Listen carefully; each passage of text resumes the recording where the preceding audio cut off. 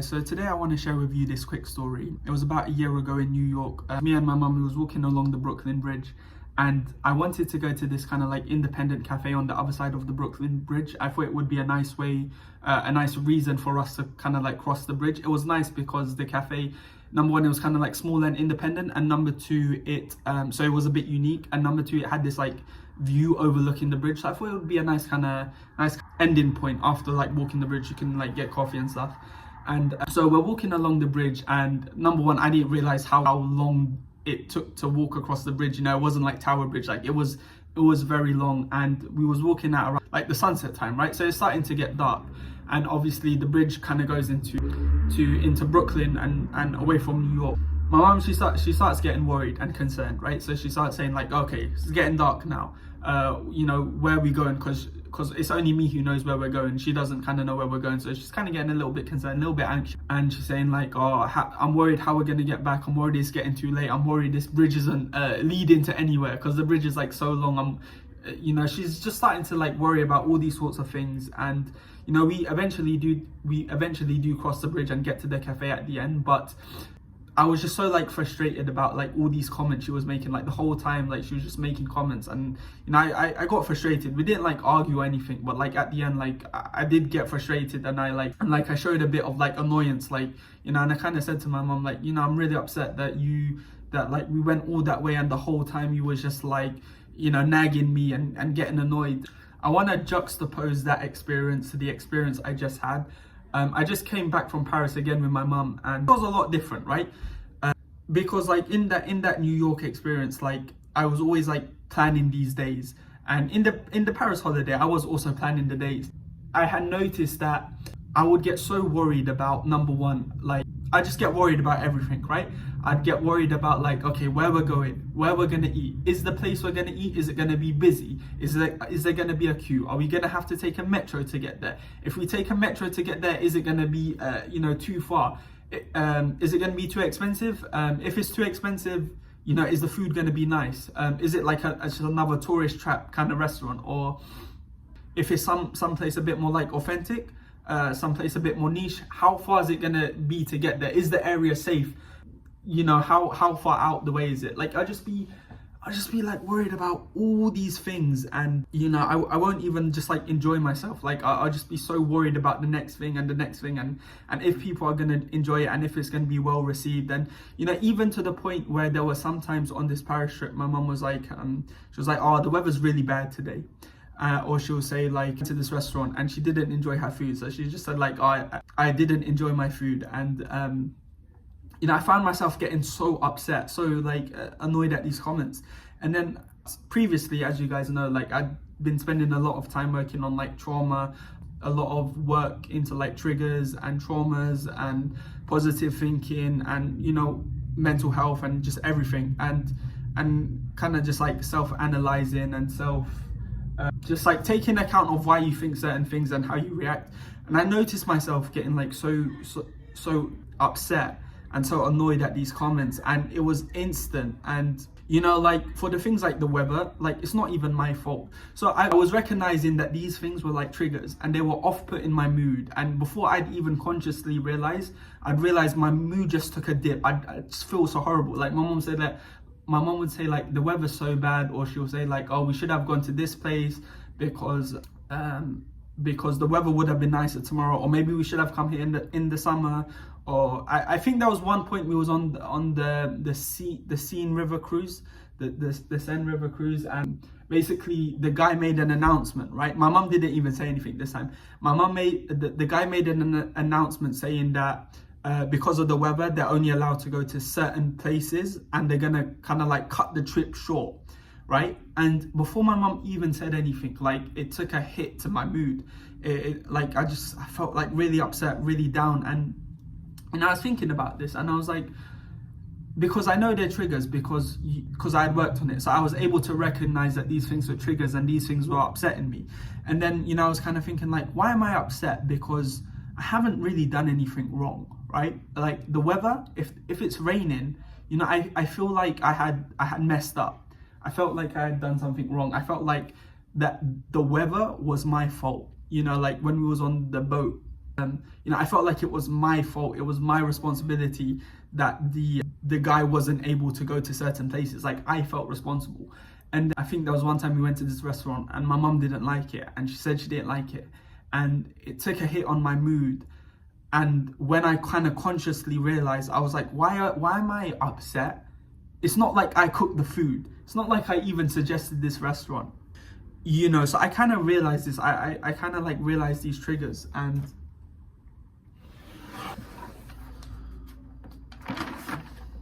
so like when things would go wrong, I would just feel like I was going to be blamed and I was going to be rebuked for it. And in constantly in my mind, I was just thinking like, is my mum okay? Is everyone else okay? Are we having a good time?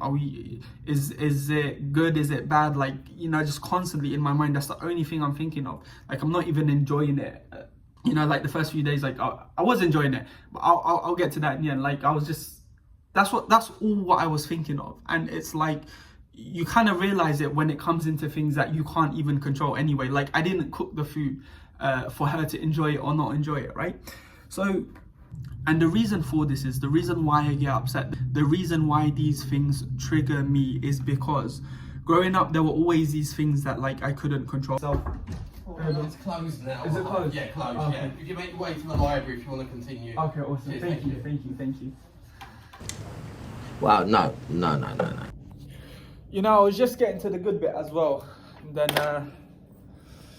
hold on. I'm just going to consult this. So yeah, growing up, I didn't have much say in some of the things we were doing. And I would see my mum just like very unhappy I perceived that she was very unhappy at some of the things we was doing. And she kind of had no say in it as well. And there were certain experiences, certain moments that I felt that we were deprived of. So as a kid, I took it upon myself, or I thought it was my job to kind of like advocate and seek out certain things that were deficient growing up. So I measure my self-worth by how much of those missing experiences that weren't present before I can provide. So you have to understand, so these triggers, there was a reason why it was triggering me. And previously I wouldn't have even realized it. Like, I would have been upset, but I wouldn't have even realized that I had been upset. And the reason why these things were annoying me was because it's like every time when you just hear things like, oh, like the boat cruise, for instance, like is going to be cut short, or the weather's bad, so it's going to be raining and it's not sunny. Or like we'll go to like a restaurant and there'll be like a queue. Like, no one would have even said anything, but just like immediately I would have been put into a bad mood.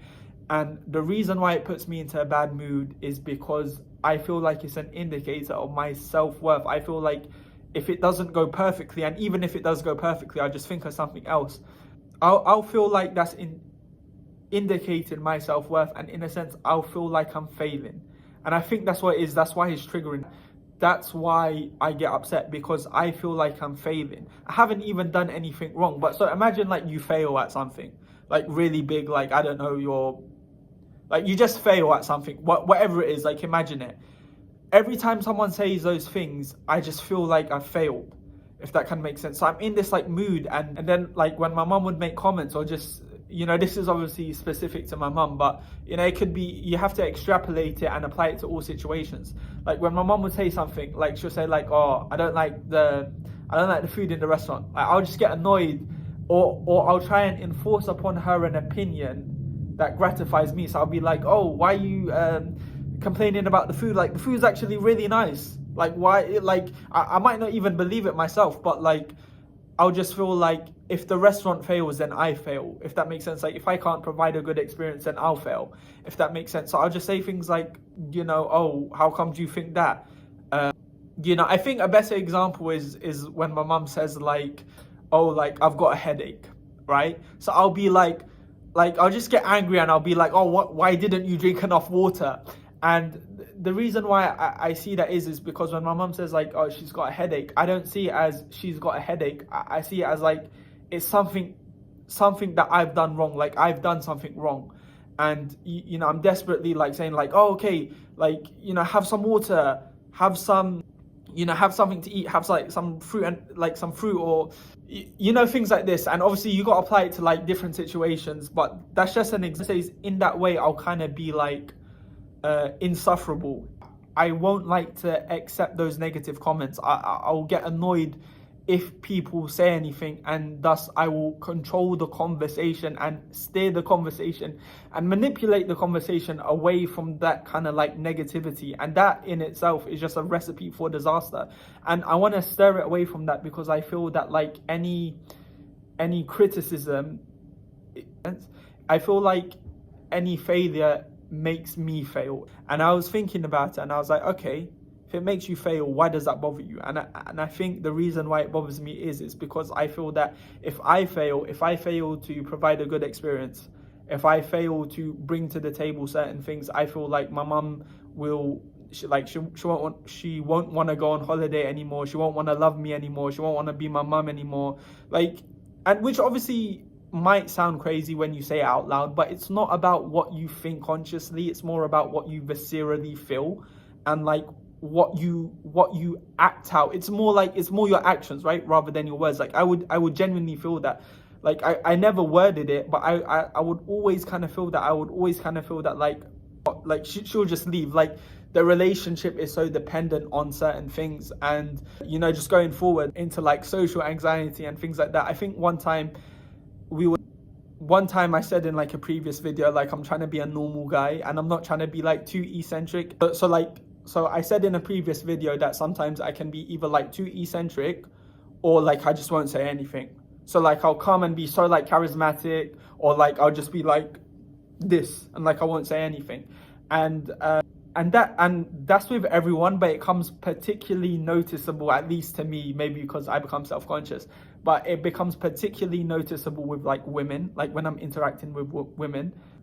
And you know, it'll be like it'll just be like small things, like it'll just be like, and I don't really like talk to women much anyway. Like I don't go and like chat to women, but it'll just someone will come up to me, like it'll just be like normal stuff, right? It'll just be normal casual stuff. Like someone will come up to me, oh, how did the test go?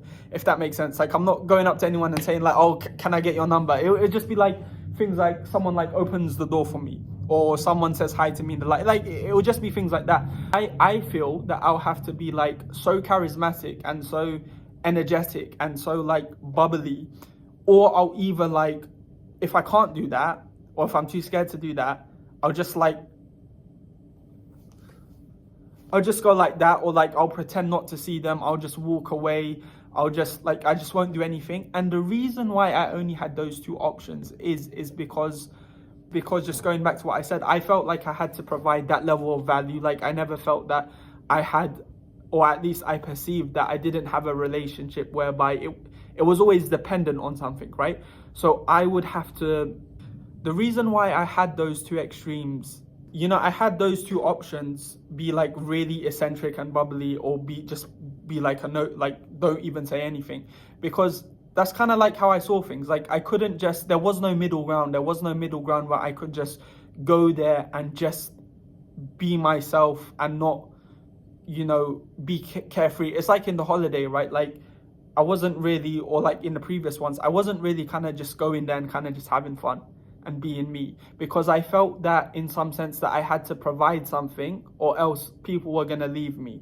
And I think you can read across that into like, you know, when I talk to people, like I maybe feel that I would have to be either like so charismatic or so like fun to talk to, or I would be nobody, because I felt like if I couldn't do one, I would have to do the other. Like I couldn't just go and just be myself and just be normal and just like sell myself on myself, if that makes sense. I kind of had to bring this like super duper version of me, you know. And just like with the social anxiety as well, sometimes I felt that like I just talk to someone, it's just be like something really silly, like there'll be like a girl and she like maybe opens the door to the library for me, and then I say thank you, and then she smiles, right? It'll just be something innocent like that, and I'll get upset. And the reason why I get upset or I'll get worried is because I feel that like in that like span of like 10 seconds or whatever, I feel like I would have to like give her something. Like I feel like I would have to provide her with value or something. I would have to give her something, and a failure to do that would be a failure on my part. And I think sometimes, I was just thinking about it today, I think sometimes that's why I get obsessive as well. If someone was to like, as I said, like open the door and I said thank you and then they smiled at me, like, you know, I'd like start like obsessing and like I'd think like I'd really like this girl. But it's not even true. I think that the reason why I'll get like that sometimes is because I felt that that simple gesture was not for free. Like I feel like there's a tax on me now. I feel like there's a debt on me now. And I feel like I have to repay that debt. And I feel like the fact that I couldn't repay that debt by, I don't know, bro, like what am I even supposed to do? But the fact that I couldn't give her something, I feel that that is an indication of my self-worth. I feel like that's an indication of me failing on my part. And as I just explained, like if I fail, like, you know, I just feel like, you know, as I said before. Yeah, and also, I just wanted to add that, like, if a girl, like, showed any interest in me, like I said, like, it would just be something innocent, like someone will smile at me. Like, I would think that girl was, like, really depressed, right? I would feel like that girl was really depressed, and I would feel that, like, not because of anything she done, but just because of me, I'd feel like it's my responsibility to kind of, like, save her now. I'd feel like it's my job to kind of like save her. And just how like those comments would put me in a bad mood and I wouldn't even realize it. If a girl smiled at me and I couldn't do anything back, it would hurt my mood as well. Do you get me? Like I'd actually get upset. Like I'd just get upset and I'd feel like I'd fail. And you know, if that happens like twice a day, then you just feel like that's a load you have to take kind of like every day. But saying that, because I'd kind of like done some like inner works, because I've been journaling and I've been figuring things out and I've been understanding trauma and I've been understanding the way I think, why I think, you know, and all these kind of things, I was able to kind of like recognize those triggers, and I was able to kind of not just know, but kind of like feel as well and viscerally understand that I'm not responsible for the weather. Who can control the weather, right? I'm not responsible for if the food's not nice. There's gonna be these things that go wrong, and I'm not actually responsible for it. Like genuinely, I'm not actually responsible for it.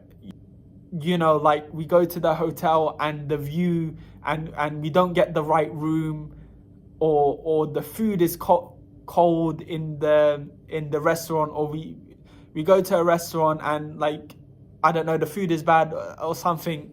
Like, I'm not responsible for that. And I kind of like understood that, and everything I've learned just over this year, I was able to kind of like implement this, and I was able to kind of say like, I'm not actually responsible for these things. And I was kind of able to kind of like enjoy this trip because of that. So this trip was actually really nice.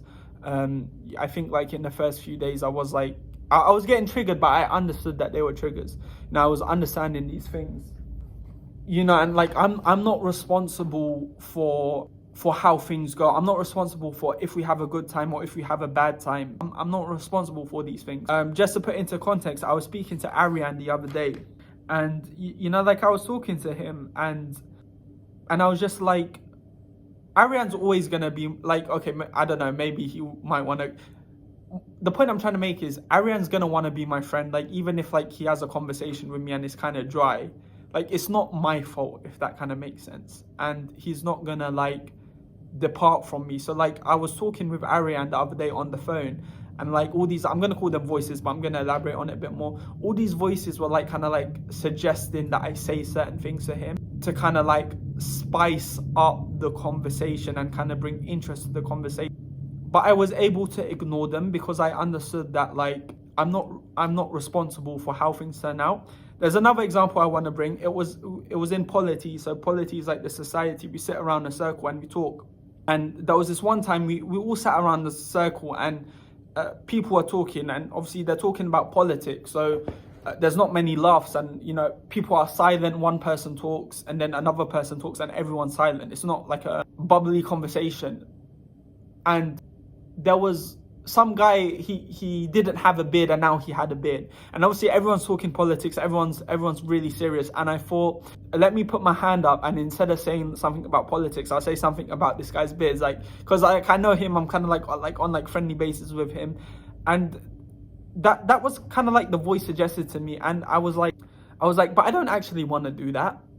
But I just felt so compelled to say that, and I said it, and then people started laughing. But then, so it kind of like, people were laughing. But then the thing is with that, well, number one, you didn't want to say it. Number two, I was worried that I had offended him, that I was actually being rude to him. He was okay, side note.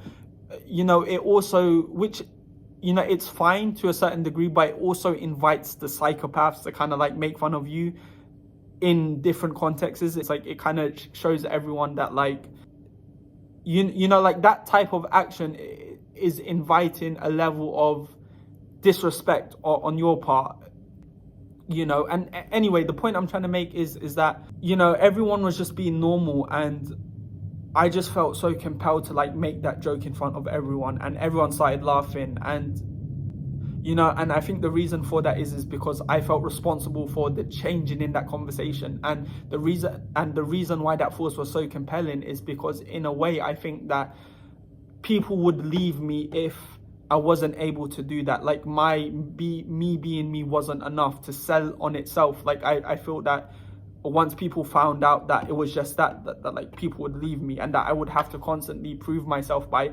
doing things like that. In The Body Keeps the Score, there was this one part that really, I love the whole book, but there was this one part in particular that really resonated with me. It was called The Internal Family Systems, and basically, to summarize, he describes the mind, and basically he says that like the mind isn't like a singular thing, it's like a multiple thing. Like, there are different parts of your mind that take over at certain points, and they all have different desires, different wants, different thinkings and whatnot. Beneath all those layers, all those different parts of your mind, is the self.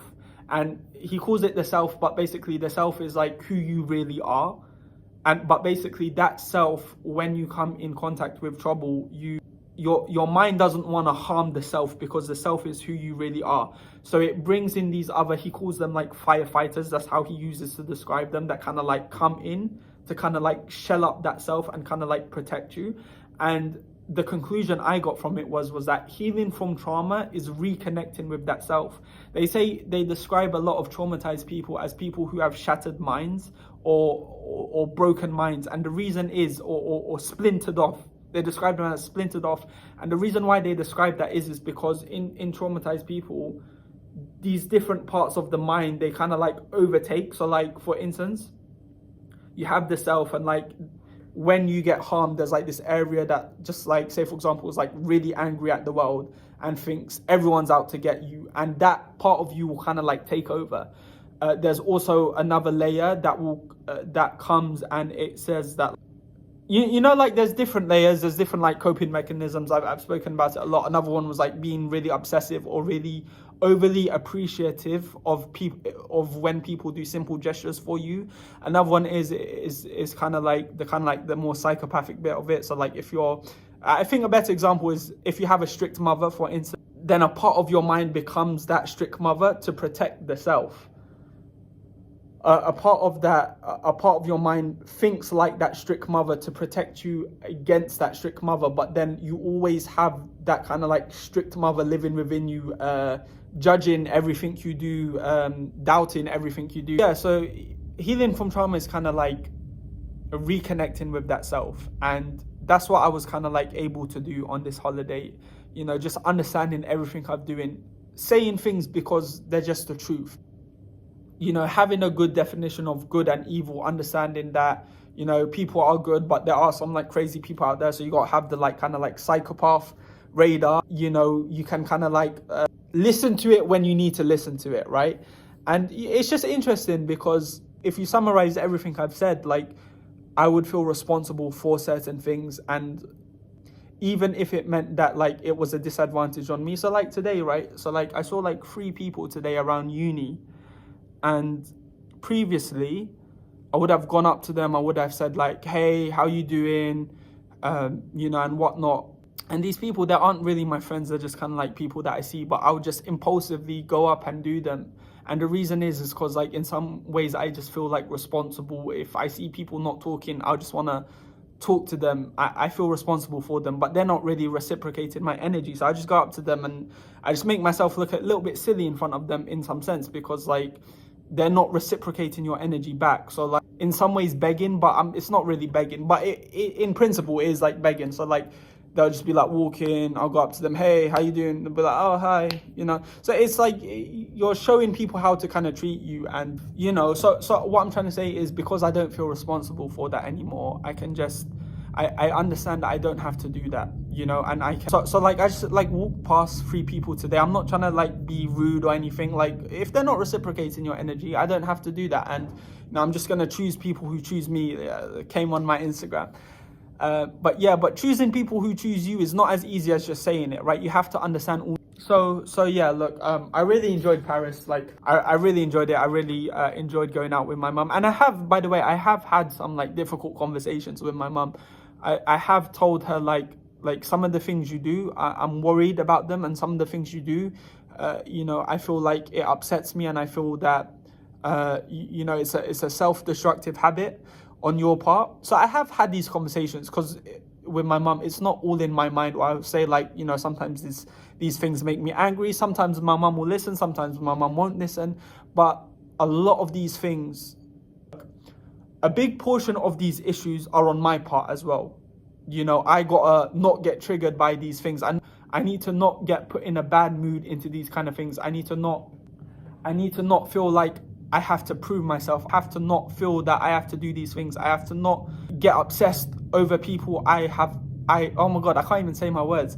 You know, I need to stop, you know, getting really happy with people and really angry with people. I need to stop doing a lot of the things that I'm doing. But I have had those conversations with my mum. But the point I'm trying to make is that a lot of these things I need to take responsibility for as well. You know, like a lot of these things, for instance, right, like you'll try and, like, you trying to be nice and trying to prove that you're nice and prove your value, you end up having the opposite effect as well.